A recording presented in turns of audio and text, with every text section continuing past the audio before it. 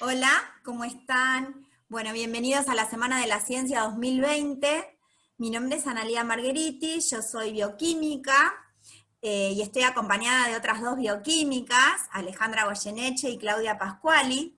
Las tres trabajamos en la Facultad de Agronomía de Azul y en el Departamento de Ciencias Básicas, como dice ahí, específicamente en las químicas, pero también trabajamos en un laboratorio de análisis de alimentos para celíacos. En esta oportunidad queremos hablarles un poco de la enfermedad celíaca y no solo que tengan una idea de qué se trata, sino también que vean por qué es muy importante conocerla y por qué es tan importante saber cosas sobre la enfermedad celíaca.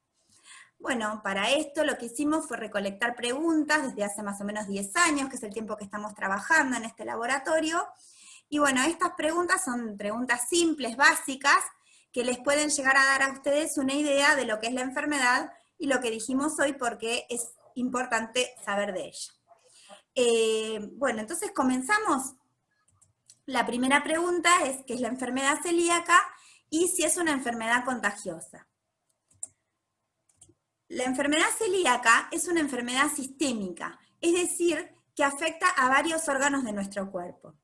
Además, es de carácter autoinmune, es decir, que se generan anticuerpos, pero no contra algo extraño, contra un microorganismo, como ahora está tan de moda el coronavirus, o cualquier otro microorganismo, sino contra proteínas de nuestro propio cuerpo. Pero a su vez, esta enfermedad está desencadenada por el consumo de gluten, que ya vamos a ver bien qué es el gluten. Y además es necesario tener una predisposición genética, es decir, contar con genes específicos que nos predisponen para padecer esta enfermedad. Bueno, está caracterizada por la combinación de manifestaciones clínicas variadas, que ya las vamos a ver, por anticuerpos específicos, que también vamos a mencionar cuáles son, y por una enteropatía. ¿Qué significa enteropatía?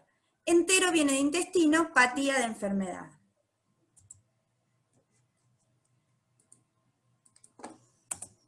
Bien, entonces, esto sería una micrografía electrónica de un intestino normal, es decir, observación por el microscopio electrónico de un intestino delgado. Esto de acá arriba es un esquema donde se aprecian las vellosidades que tiene el intestino con las células dentro de las vellosidades, y esto es un esquema de si yo cortara, como si fuera un tubo el intestino, si lo corto, vería las vellosidades que tienen microvellosidades, estas puntitas que se ven acá, que esa estructura es para la absorción de todos los nutrientes, ya que la absorción de los nutrientes se realiza en el intestino delgado. Si vemos en comparación el intestino delgado de un celíaco, vemos en este esquema, bueno, esta es la micrografía electrónica, o sea, la vista al microscopio electrónico, y este es el esquema de la misma, vemos que acá las vellosidades están cortadas, atrofiadas, aplanadas, y acá vemos en el esquema que no se ven los puntitos de las microvellosidades, sino que se ve todo más bien liso.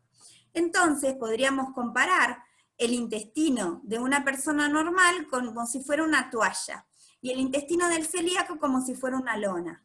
Si ustedes enrollan una toalla, pueden ver que si tiran agua, el agua se absorbe en esa toalla. En cambio, si enrollan una lona y tiran agua, el agua cae como tal. Entonces, lo que sufre el celíaco con esta enteropatía es la falta de absorción de nutrientes, no absorbe los nutrientes. Por lo tanto, se desencadenan todos los síntomas y alteraciones que vamos a ver más adelante. Bien, ¿cuál sería la segunda pregunta? ¿Qué es el gluten? Hoy lo mencionamos. ¿Y si es peligroso para todas las personas? El gluten está presente en los cereales trigo, avena, cebada y centeno, o sea, no en todos, pero si ustedes observan, van a una panadería o hacen una torta, o los panificados más comunes que ustedes conocen, están hechos con estas harinas de trigo, de avena, de cebada y centeno. Incluso la cerveza, que todos conocemos, está hecha de cebada. Bueno, estos cereales tienen unas proteínas que son tóxicas para estas personas celíacas, que ya dijimos tienen que tener además una predisposición genética, cuyos nombres de las proteínas, o sea, los nombres de estas proteínas serían en el trigo gliadinas, en la cebada ordeínas, en el centeno secalinas y en la avena aveninas. Estas proteínas, o esta porción proteica, es lo que forma el gluten. ¿Sí? El gluten sería la porción proteica de estos cereales. ¿Qué es lo que le da las características a la masa? Lo que hace que se pueda formar una masa. Le da esas características que decimos viscoelásticas, porque la masa se puede estirar, se puede amasar. Bueno, eso está dado por el gluten. El gluten para los celíacos es un veneno, porque justamente provoca esta enfermedad. Es lo que le da la toxicidad. Para las personas normales, no es un veneno, no les hace nada. Bien, la tercera pregunta es, un chico nos planteó, yo no tengo amigos celíacos, realmente no conozco celíacos. ¿Esta enfermedad es tan frecuente en Argentina? Bueno, realmente sí es frecuente. La prevalencia de la enfermedad celíaca en Argentina se calcula que es 1 cada 100 personas. Y si calculamos que hay 40 millones de personas en la Argentina, más o menos tenemos 400.000 celíacos en Argentina. Por lo tanto, tenemos 400.000 familias que deben adaptarse al estilo de vida de este integrante celíaco. Y además, existe un subdiagnóstico, es decir, que de cada diagnosticado hay 8 personas más que no están diagnosticadas. Por lo tanto, podemos hacer una analogía de la enfermedad celíaca, o sea, del diagnóstico más que nada de la enfermedad celíaca, con un iceberg. La parte que se ve del iceberg, que es la puntita del iceberg, lo que se ve que está sobre la superficie, serían los diagnosticados. Y todo lo que está bajo el agua del iceberg, que es la mayor parte, serían los no diagnosticados. Bueno, ahora los dejo con otra compañera mía que va a seguir contestando las preguntas. Los dejo con Claudia. Bueno, gracias Anita. Vamos a continuar con la pregunta número 4, ¿sí? Que nos dice si puedo ser celíaco y no saberlo. Nos consultan si pueden ser celíacos y no saberlo. Un poco esta consulta ya estuvo respondida con el saber que 1 de cada 8 lo sabe que es diagnosticado. Por cada persona que es diagnosticada hay 8 que no lo son. Entonces, ¿qué significa esto? Por un lado, que hay una cierta predisposición genética, ¿sí? Muchas veces hay más de un caso de celiaquía en la familia. En el caso de los familiares de primer grado, que corresponden padres, hermanos o hijos, el riesgo es de una posibilidad en 10. Cuando se trata de familiares de segundo grado, este riesgo disminuye. Los familiares de segundo grado incluyen a los tíos, primos y sobrinos, y el riesgo ya es de 1 en 39 de que padezca la enfermedad. Y en el caso de hermanos mellizos gemelos, el riesgo es de una posibilidad en 2, es decir, muy alta, un 50% de posibilidades de que sea celíaco el hermano gemelo. Bueno, a su vez hay grupos de riesgo. Estas son patologías, ¿sí?, en las cuales la prevalencia de que se produzca esta enfermedad es mayor. En la diabetes mellitus de tipo 1 hay una prevalencia entre un 5 y un 10%. Acá tenemos una fotografía de un paciente diabético que se está haciendo su control de la glucemia. También en el síndrome de Down hay un 12% de prevalencia, se ha visto, y en enfermedades neurológicas, especialmente en el autismo y en la epilepsia, un 72% de prevalencia de que se produzca esta enfermedad. En la dermatitis herpetiforme, acá la tenemos como una enfermedad de alta prevalencia, de altísima prevalencia, un 100%, pero en realidad la dermatitis herpetiforme es una manifestación cutánea de la enfermedad celíaca. Está presente en muchos casos, en la mayoría de los casos de dermatitis herpetiformes es porque tienen enfermedad celíaca. Bueno, continuamos con la siguiente pregunta, que dice, ¿qué síntomas pueden tener las personas que padecen esta enfermedad?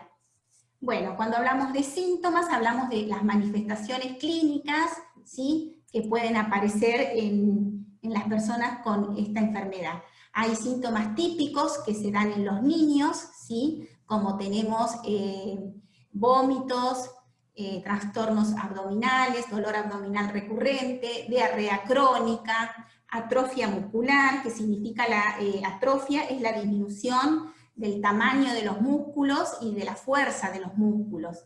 Intestino irritable, es otro de las manifestaciones que pueden aparecer, y irritabilidad y mal humor, que es más que nada una manifestación de tipo anímica. Trastornos del desarrollo. Estos trastornos del desarrollo pueden ser tanto físicos como psíquicos, y son debidos a que, por esto que Anita les contaba antes, de la atrofia de las vellosidades intestinales, los nutrientes no se absorben correctamente o se absorben de manera deficiente, y entonces esto produce trastornos en el desarrollo.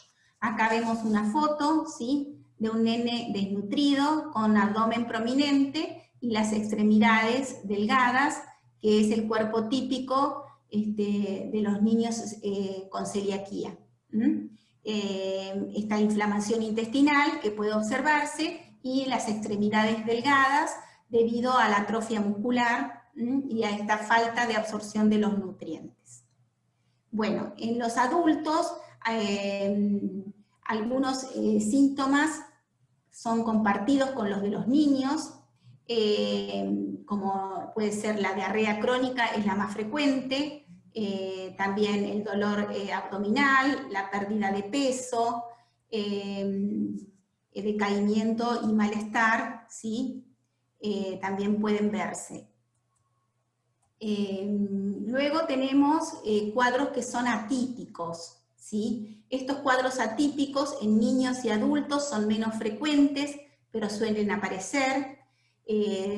Puede causar anemia. Esta anemia es también originada por la mala absorción del hierro en este caso.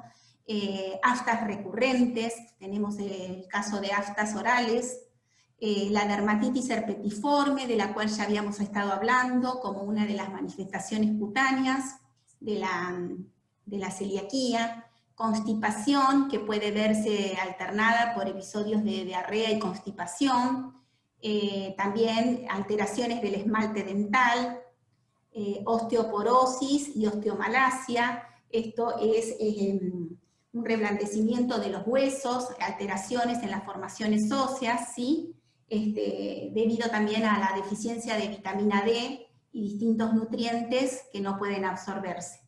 El retraso puberal, en la edad de la pubertad puede verse retrasada debido a esta falta de nutrientes, y pérdidas de embarazo que también se han determinado en estos casos de enfermedad celíaca. Bueno, ¿cuáles son las complicaciones? La mayoría de las complicaciones se dan en los enfermos celíacos en edad adulta, y tenemos como complicación el cáncer y las úlceras de intestino. La próxima pregunta nos dice, ¿cómo se confirma que una persona tiene esta enfermedad? Bueno, ya se presentan los síntomas, el médico puede sospechar de que esto exista, pero se pide un análisis de sangre con un simple pinchacito, con una muestra de sangre, para buscar los anticuerpos, estos anticuerpos específicos que están presentes en la enfermedad, que son anticuerpos que en realidad se forman como una defensa del organismo contra lo que le produce el daño, contra el agente causante del daño. Entonces los principales anticuerpos que se buscan en los análisis de sangre son los anticuerpos antitransglutaminasa IgA, que se simbolizan con esta sigla, y también se pueden pedir otro tipo de anticuerpos, como los antigliadina de aminada de tipo IgG, antigliadina de aminada de tipo IgA, anticuerpos antiendomicio de tipo IgA, dosaje de IgA totales. IgA son inmunoglobulinas de tipo A totales. Y también se pueden hacer estudios genéticos, ¿sí?, más específicos, para determinar esa carga genética que decíamos que existía en los familiares de primer grado, de segundo grado, que habíamos hablado en la diapositiva anterior. También puede hacerse ese estudio genético. Para confirmar el diagnóstico de enfermedad celíaca se debe hacer de 1 a 3 biopsias. Antiguamente se hacían 3 biopsias, una al momento de la primer consulta, digamos, luego otra que se hacía después del tratamiento, que ya va a hablar un poquito Alejandra de lo que es el tratamiento, o sea, se hace una dieta libre de gluten, y luego de 6 meses de hacer esta dieta libre de gluten se hace la segunda biopsia. Y la tercera biopsia se hace luego de un desafío. Se le da gluten y luego de ese desafío se realiza la tercera biopsia. En la actualidad se está haciendo únicamente una biopsia, ¿sí?, al inicio de la consulta, y ya con esto sería suficiente, más los anticuerpos, para poder diagnosticar la enfermedad. Bueno, ¿sigue alguna preguntita más? La próxima los dejo con Alejandra. Gracias, Claudia. Bueno, la próxima pregunta que nos hicieron, que hemos recolectado de ustedes, es si la enfermedad celíaca tiene cura. Entonces, la enfermedad celíaca no tiene cura, pero sí hay un tratamiento de por vida, que es hacer dieta, una dieta libre de gluten, no consumir esto que nos está acarreando la generación de anticuerpos y todas las manifestaciones que ustedes estuvieron escuchando de Claudia mayormente. Entonces, bueno, en realidad esto no es tan sencillo, ¿no? A ver cuál es la siguiente pregunta, porque nos preguntan cuál es el mayor problema de los celíacos y qué es la contaminación cruzada. Entonces el problema de hacer estas dietas libres de gluten es que cuando uno va al supermercado, que tiene tantos productos, no solo alimenticios, sino también para aseo personal, la mayoría de las cosas de estos productos tienen gluten. Mencioné no solo los alimentos, sino también los productos de aseo personal, porque también los jabones, los shampoos, los dentífricos tienen que estar libres de gluten. Pueden estar el gluten como aditivos de estos productos, y también hacen mal absorberlos por la piel, ¿sí?, a través de la piel. Bueno, se puede hacer una analogía con esto de la clasificación de los alimentos y los productos, si tienen o no gluten, con los colores del semáforo, ¿sí? Entonces podemos visualizar en rojo aquellos alimentos que van a ser prohibidos para los celíacos, que son los que contienen gluten con seguridad. Hay algunos que sabemos exactamente que van a tener gluten. Ahora, vamos a clasificar de alguna manera con amarillo aquellos alimentos o productos que pueden contener gluten, que tal vez no sabemos, pero podrían estar conteniendo gluten. Y con verde, aquellos alimentos que van a ser seguros para los celíacos, que son los libres de gluten. Vamos a ver ahora en la diapositiva cuáles son estos alimentos. Entonces, fíjense en la diapositiva los alimentos prohibidos, o sea, aquellos que seguramente tienen gluten, y que son todos los panificados, esos ricos que ustedes ven ahí, panes, el pan rallado con el que se prepara la milanesa, las pastas, las pizzas, que en general nosotros en Argentina usamos mucho la harina de trigo, porque es la más común en nuestro país y la que tiene toda esa esas propiedades de que se eleva la masa, ¿no? Y que es viscoelástica y que es perfecta para los panificados, pero tienen gluten, así que son prohibidos, son venenosos, ¿sí? Para las personas celíacas. Y también otro ejemplo es la cerveza, que ya lo mencionaron, lo mencionó Anita, que tiene cebada. Vamos a los alimentos. Ahora nos toca el color amarillo. Los productos dudosos. Los productos dudosos, va a ser todo dudoso aquellos alimentos que sean procesados. Entonces, todo lo que sean salsas, lo que sean embutidos, las golosinas, bueno, la pasta para lavarnos los dientes, las hamburguesas, todo lo que sea procesado, que no venga de productos naturales, puede contener gluten. Entonces, podemos no saberlo, ¿sí? ¿Y por qué puede tener gluten? Porque se usan como aditivos. ¿Aditivos para qué? Como espesantes, como gelificantes, para mejorar la textura de ese alimento o de esa pasta dentífrica, ¿sí? Para que tenga esas propiedades de palatabilidad, y de sabor y de olor también, y que se vea lindo a los ojos, ¿no? Entonces todo eso puede llegar a tener gluten. Y ahora vamos con los mejores, que son los productos que puede consumir con mucha seguridad los celíacos. Entonces van a ser todos estos alimentos naturales, frutas y verduras, los cortes de carne, ya sea vacuna, de cerdo, que no sean embutidos, ¿de acuerdo? Pescados, bueno, los aderezos, más que nada aceite y vinagre, miel, tienen ahí a la derecha. El arroz no tiene gluten, los frutos secos tampoco tienen gluten, y la leche y los huevos son ejemplos de alimentos seguros. Y bueno, también nos habían hecho la pregunta de qué era la contaminación cruzada del gluten.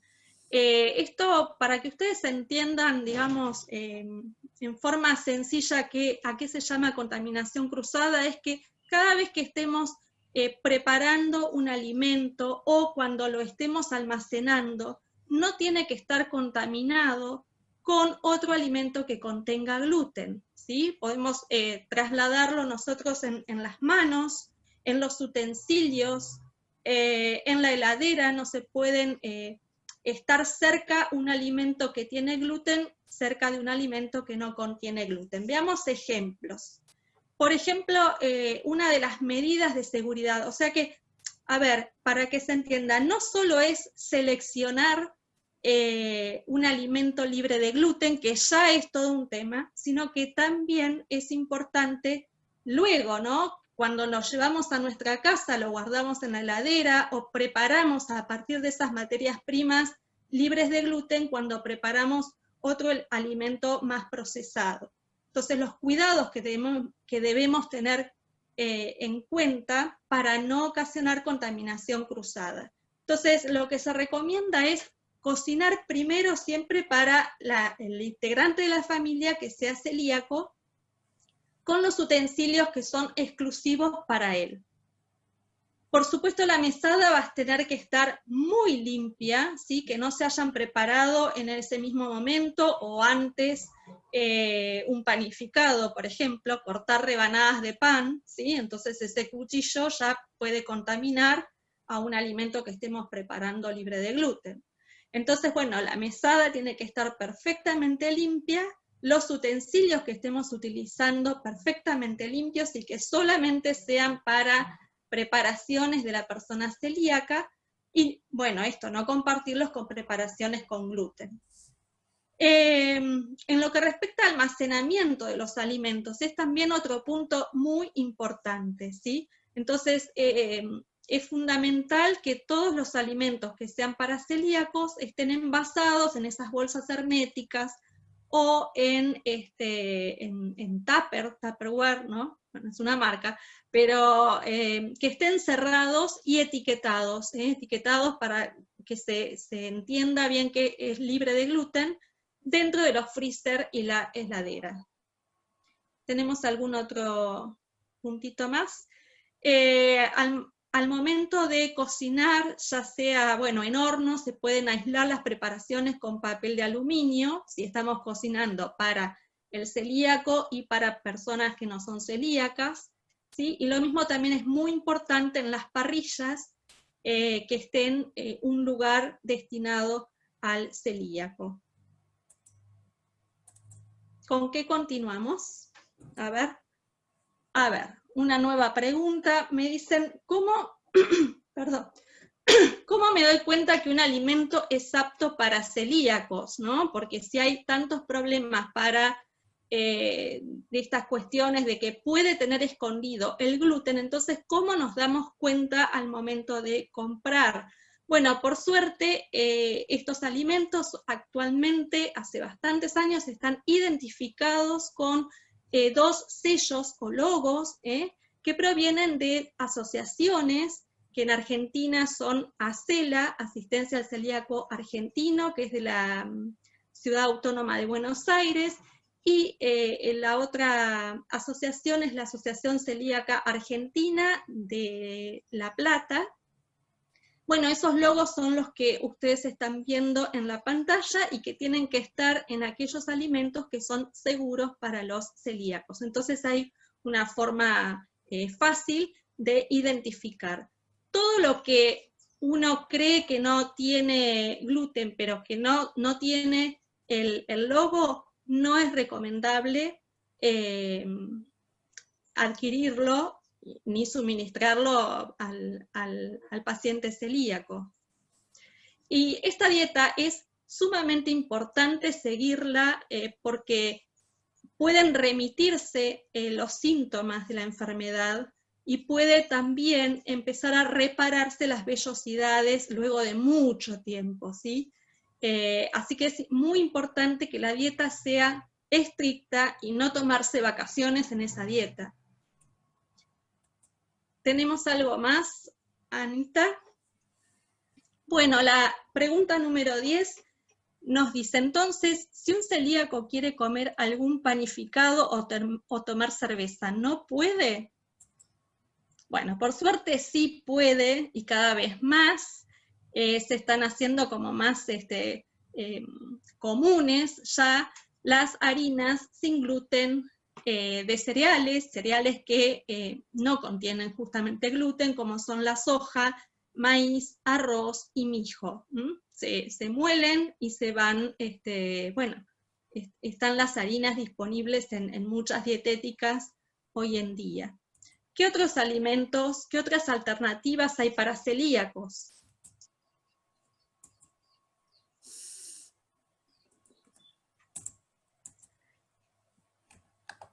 Bueno, teníamos también las harinas sin gluten de pseudocereales. Los pseudocereales son vegetales de hojas anchas, y bueno, y el ejemplo son las harinas de trigo sarraceno,